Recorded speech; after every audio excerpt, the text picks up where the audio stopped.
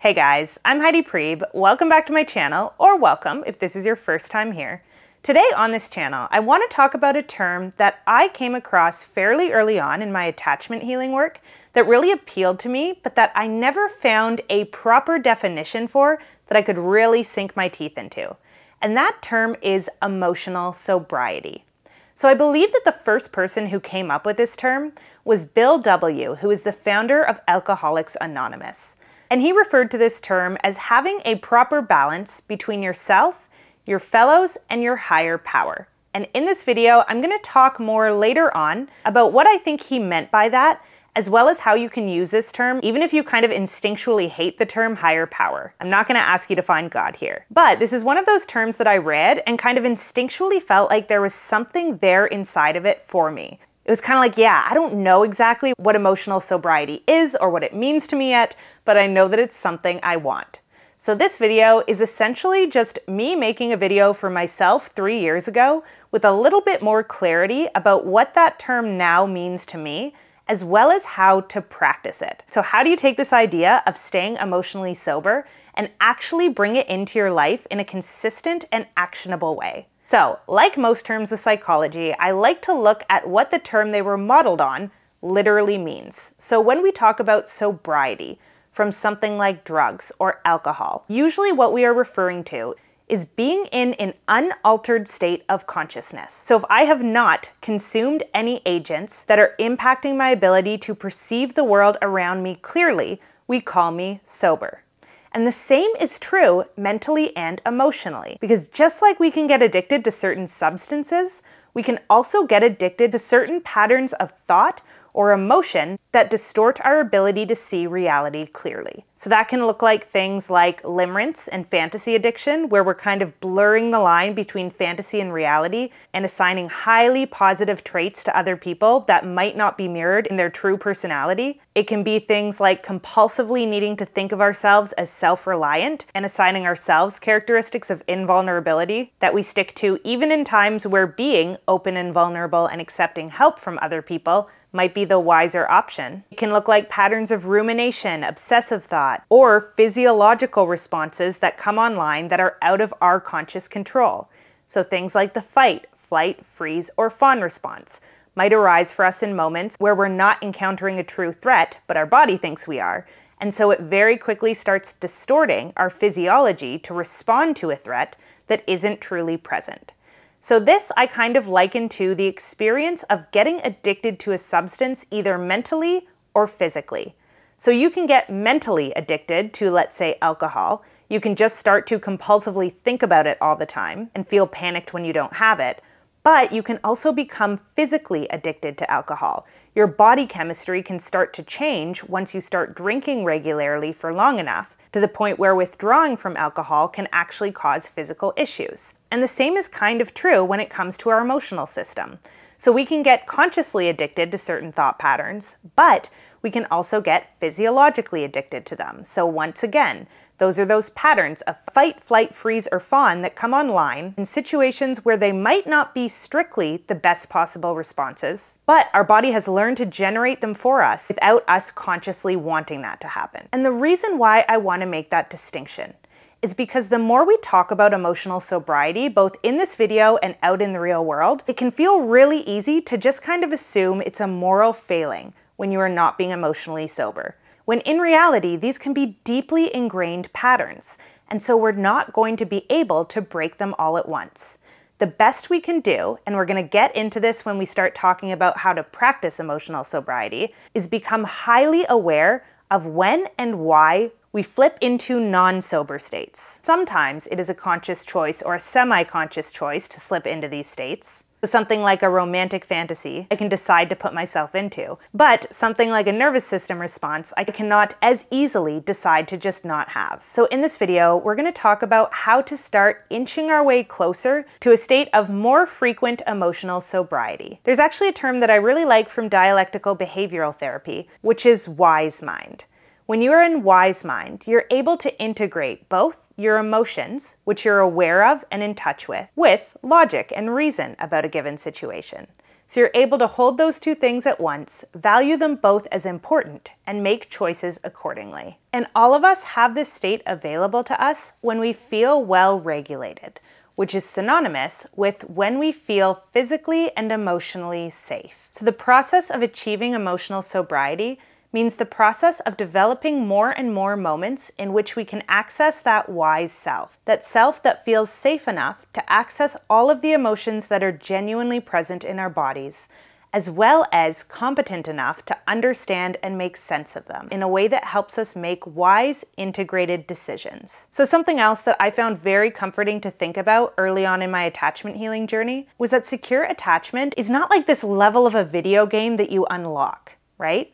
It's not a permanent state of enlightenment where you constantly feel good and balanced and emotionally sober. It is an average. So if, on average, most of the time you are in a state of emotional sobriety and you're making decisions from that wise, well-balanced place, then you are centered in secure attachment. And the way that you get to that place of centeredness is through a series of moments where you choose the emotionally sober response insofar as you are able to.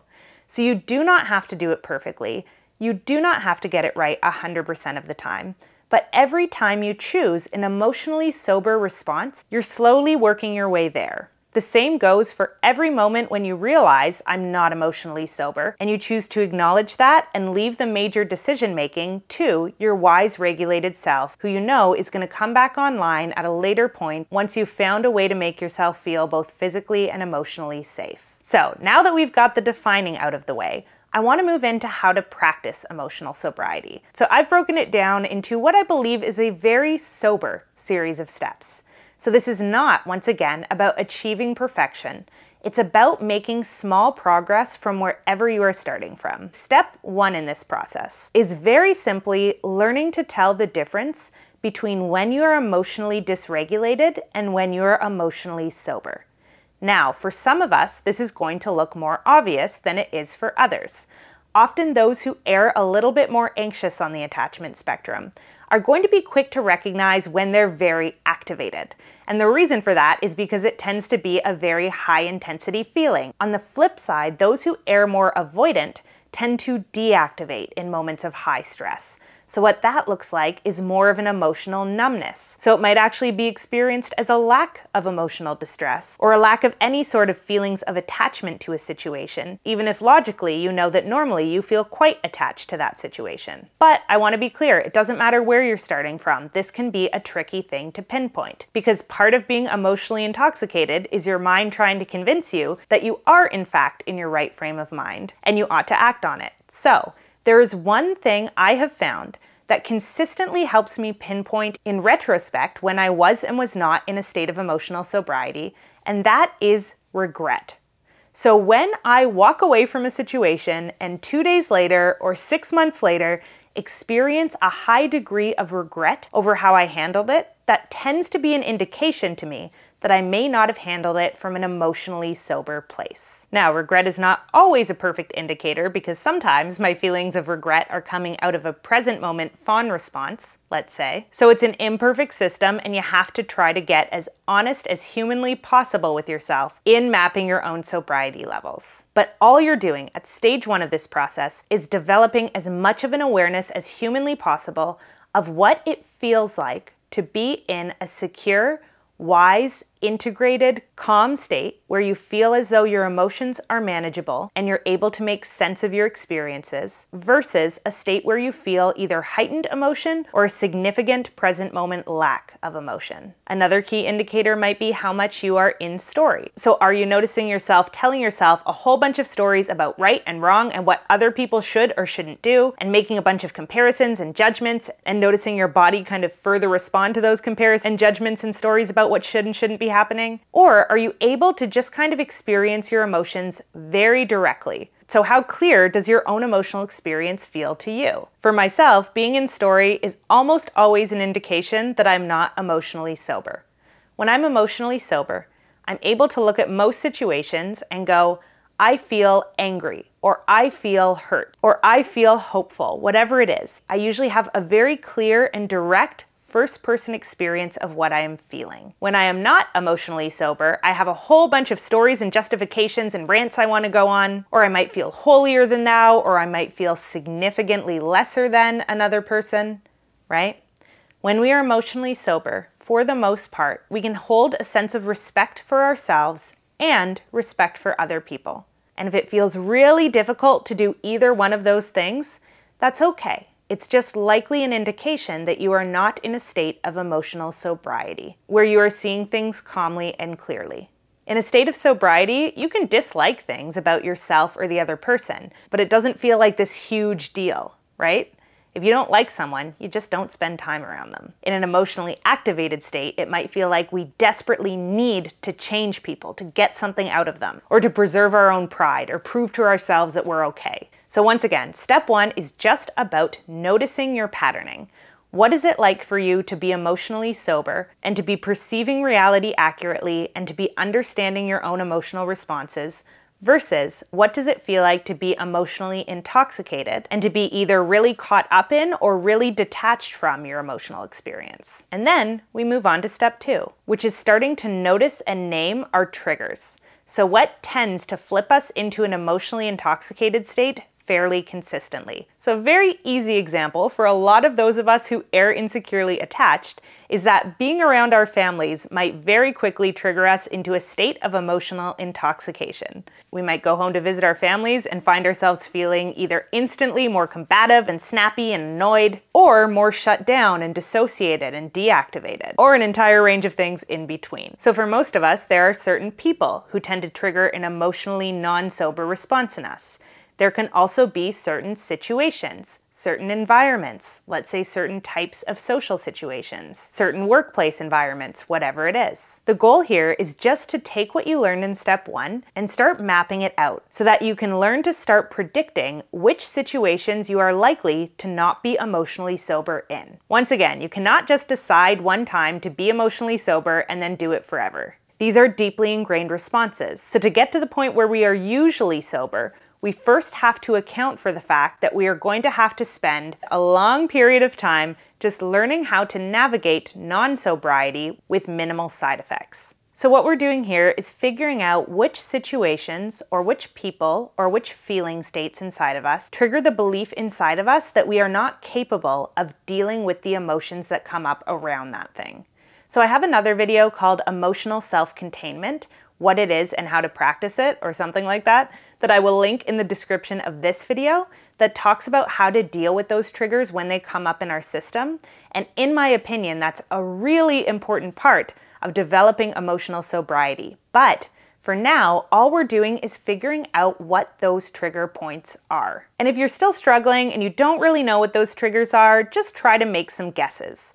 Sit down and write out a list of 5 types of situations that might be likely to emotionally trigger you, or that might or that have in the past flipped you quickly into a fight, flight, freeze, or fawn response, or that have really activated or really deactivated your attachment system. Just start with writing down 5 situations that might trigger you into a lack of emotional sobriety, and then continue to add to that list as you go. Now, the reason why we are doing this is because it becomes necessary for step number 3. Step number 3 is developing an action plan for how you will behave when you are not emotionally sober. So in step 1, we learn how to differentiate an emotionally sober state from an emotionally intoxicated one. In step 2, we learn which situations tend to bring out those responses in us.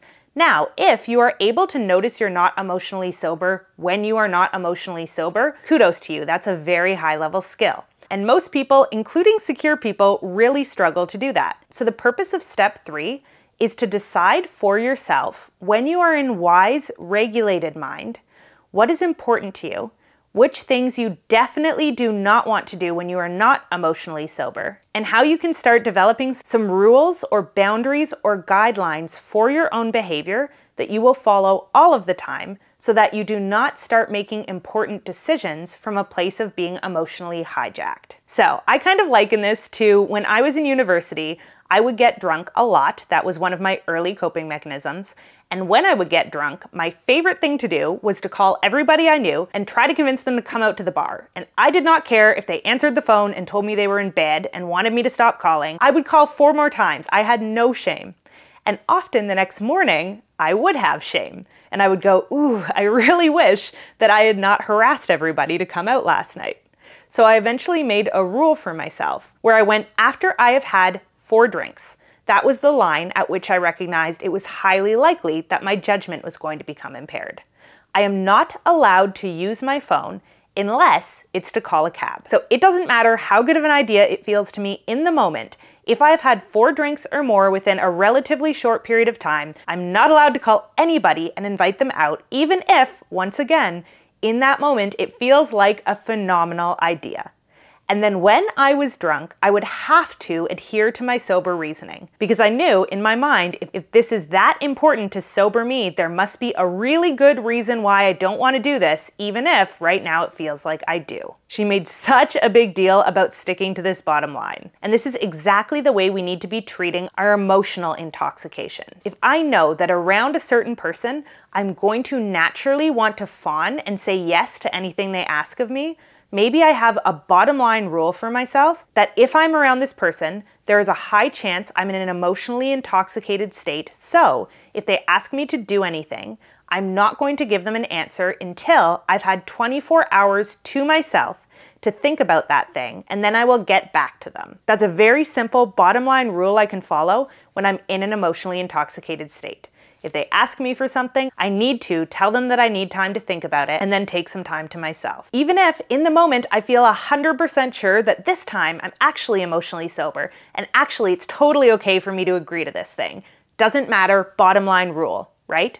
Does not matter. Even if you're sure you're right, if you make a deal with yourself in a sober state, you stick to it, even if you're pretty sure you're not emotionally intoxicated. This is how we practice self-protection. So another example of this is that when I was working on this skill early on in my own attachment healing process, I had this one person who I knew tended to trigger my fight response. I would get really defensive around them and I would always want to tell them about how they were wrong and I was right. So I made a rule with myself, total bottom line, non-negotiable rule with this person. I cannot ever use externalizing language. So I cannot say things like, you are toxic, you are rude, you are the problem. I have to speak to them using I language all of the time. I feel hurt. I feel uncomfortable in this interaction. I felt angry when you said this to me. It did not matter how sure I was that I was right and they were in the wrong. I could not tell them so. And this was not to protect them, it was to protect me. Because sober me knew that that type of language would only escalate the situation. And emotionally intoxicated me was not capable of dealing with an emotionally escalated environment in a wise and self-protective way. So, step 3 is all about developing rules that you can follow when you are not emotionally sober, and sticking to them no matter what, even against your better judgment in the moment. Again, these rules are about protecting what you know you want for yourself when you're in a wise, well-regulated, and emotionally sober state. And it's important that these rules are incredibly simple, because when we are emotionally intoxicated, we're kind of working from like a 4-year-old's perspective. And a 4-year-old cannot handle complex instructions. The max instructions they can handle are like, if this, not that. Or if this, yes that, right? So if in the presence of this person, don't immediately agree to anything. If in the presence of this person, don't use externalizing language, right?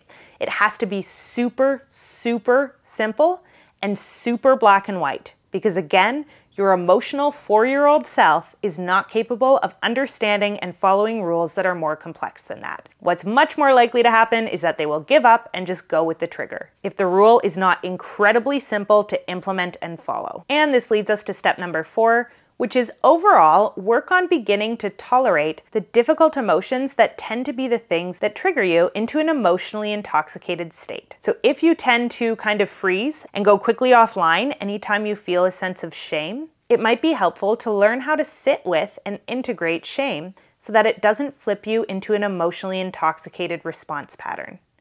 Same goes for feelings of anger. If feeling like someone is disrespecting you flips you very quickly into a fight response where you're super physiologically aroused and really unable to think clearly, you might want to do some work on learning to express yourself assertively so that your only options when you feel defensive are not blow up or self-abandon. And I find that generally, those of us who grew up insecurely attached tend to have a need to do some work around our relationship to uncertainty and vulnerability. If you grow up securely attached, a big part of what you learn is that life is in constant motion and that everything is always changing, and that to be alive means to feel fairly vulnerable and exposed, and to have to grieve things that you've lost on a regular basis. But attachment relationships are there to help us soothe and get through those challenges.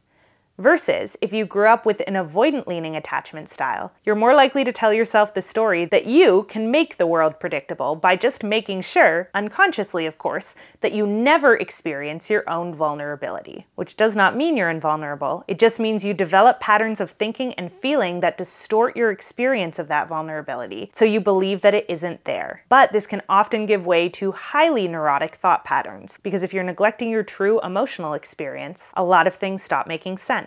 And if you grow up more anxiously attached, you might have this belief that yes, the world is scary and unpredictable and you are vulnerable, but you can find a certain person, a savior of some sort, who can come along and perfectly take away your pain. If you can just crack the code of someone else and get them to attend constantly to you, you won't have to stay present with any of that existential vulnerability. So a big part of step 4 for anyone who grew up insecurely attached is to do some work on your relationship to that which you cannot control. How much are you able to relax in a world where everything is in constant motion and where nothing is guaranteed? Does that thought terrify you because you know that you don't have close enough connections to be able to soothe the pain of things going wrong? Or are you able to accept it and to lean into your close relationship for camaraderie around that pain, but not to get rescued from it? Right? So to be securely attached means that both you and the people you love are aware of the fact that life is inherently chaotic and vulnerable, but at least you're not lonely in it. You're not savoring each other from your pain, but there's a sense of solidarity, a sense of we're all in this together, and when one of us is struggling, we're able to be present with each other as we each find our own way towards the solution to our problems. But again, the vulnerability and uncertainty that is inherent to being alive never properly goes away. And to be emotionally sober is to know that and to have strategies for coping with it without needing to deny it. And again, this is an incredibly long process. I will link some videos of mine in the description of this video that I think might help along the way when it comes to learning to tolerate and be present with the emotions that generally flip us into an emotionally intoxicated response. But remember, this doesn't happen overnight. It happens over a long period where we build those tiny moments of secure processing up very, very slowly. And the 5th and final step in this process for today is try to keep your expectations of emotional sobriety realistic and develop a life filled with habits that support it. So when it comes to alcohol abuse, you don't want to try to get sober in a bar filled with other alcoholics, right? And the same is true of emotional sobriety. If you grew up making significant thinking or feeling distortions over the course of your life, there's a very high chance that a lot of the people you have dated, chosen to surround yourself with, chosen to work with, etc., are also not particularly secure and are also involved in a lot of distorted thinking. So you might have a lot of people you can go to who will serve as kind of yes men for you and go, absolutely, you're 100% right and the other person is 100% wrong. Or your partner is always overreacting and being unreasonable and the problem is never the way that you're approaching things, which might feel really validating in the moment, but this type of unbalanced processing is unlikely to help us stay emotionally sober. In order to make sure that we are keeping ourselves as sober as we're able to, we need to be conscientious about surrounding ourselves with other people and environments who are committed to doing the same. If you can't think of a single person in your life who's able to provide you with that kind of mature and honest and direct feedback, I recommend looking for either a support group or a counselor who is able to provide you with that. For myself, unquestionably, having a therapist who operated from a place of emotional sobriety themselves and getting to speak with that person and bring my problems to them and see what it looked like for a well-regulated, balanced person to respond to those issues and ask me questions about them that did not feed into my neurotic thought patterns went a really long way towards me even beginning to to understand what emotional sobriety looked like. And from that point, I was able to bring more of it into my personal relationships, and the relationships that were able to absorb and evolve into more emotionally sober mutual connections went through incredible growth spurts, and some other relationships fell by the wayside. But the beautiful part is that it becomes easier and easier the longer down this road you walk to connect with other people who are intentionally seeking out and choosing emotional sobriety in their own lives. And the last thing I want to point out here is that piece around having realistic expectations.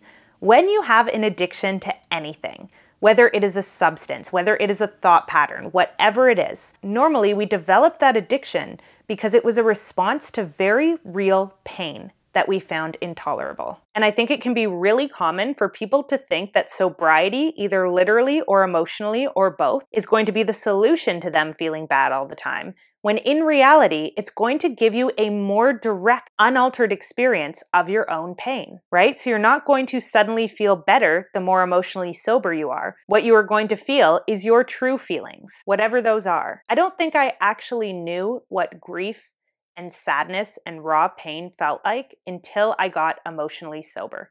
I don't think I knew what the pain of rejection and abandonment and loss felt like in relationships before I got emotionally sober. I only knew how to write other people off and tell myself that the losses didn't matter to me. Emotional sobriety will force you to confront the really difficult feelings that you develop distorted thinking and feeling patterns in order to avoid. Because at a very young age, you may not have been mature enough or capable enough of coping with those kind of big existential pains and insecurities and vulnerabilities. But now, as an adult, if you choose to, you can train yourself to deal with those things directly, instead of spending your life playing kind of whack-a-mole with all of the symptoms. That's all emotional sobriety is. It's not an escape from any sort of pain. It's the choice to finally deal with and work through the pain, so that you can come out the other side of it rather than spending your entire life preoccupied with avoiding it. All right, that's all I have to say for today on the topic of emotional sobriety. Let me know, as always, what's coming up for you guys as you go through this video. And as always, I love you guys. I hope you're taking care of yourselves and each other and your inner children. And I will see you back here again really soon.